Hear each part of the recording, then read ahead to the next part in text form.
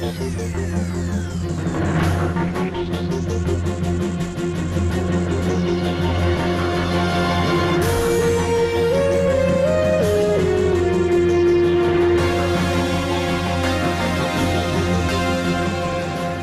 to the 5th episode of Why It's Awesome, the spoiler-free show where I attempt to take something often easily dismissed and explain why you maybe should give it a shot. The intention with this series is to help new fans find something they'll enjoy that initially they might have passed over, or so that people who are already fans can pass this video on to their friends to persuade them to give the subject in question a go.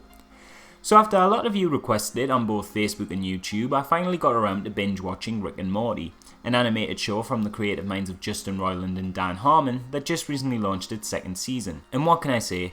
It's fantastic. So let's begin to break down why that is, and start as always with the reasons someone might dismiss the show. A lot of people don't like the art style. At first glance the show might seem at a distance to be something like Family Guy or American Dad, which puts off people who don't like that style of show. Some people would argue the humour is gross, and for some people it's just a bit too dark.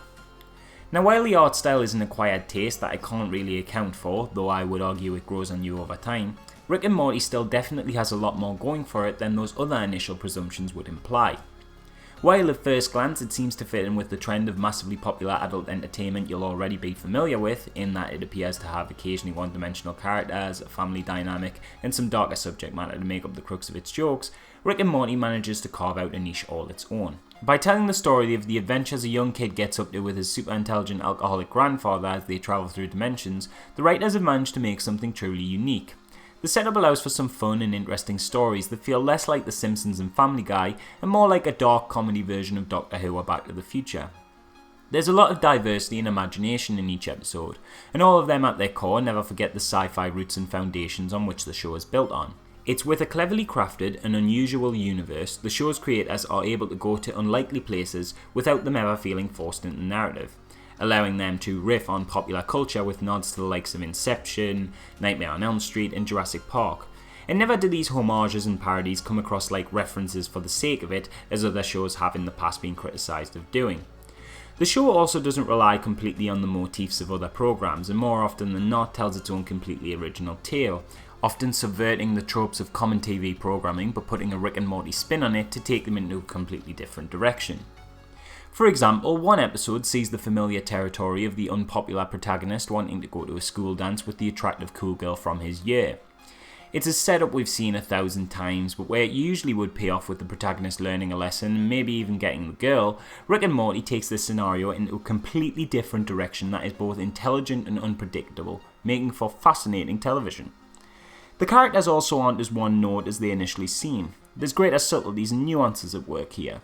Rick, being a dismissive and apathetic alcoholic for example, at first seems to be there only for the purposes of playing this trait out for some funnies, but through committing to the show it's actually a crucial part of what makes him so well constructed.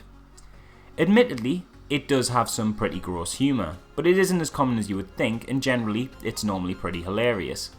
One thing I will warn is that the criticism that the show may be too dark for some people is very much a legitimate reason to pass up on this. The show can stray into some often unexplored territories. This isn't a bad thing per se, the show isn't afraid to tackle some surprisingly uncomfortable subject matter. And in the rare instances it does this, it never feels forced or used to shock, but rather because the creators genuinely want to craft something special. The emotional gut punches are few and far between, but when this show gets real, it gets very real.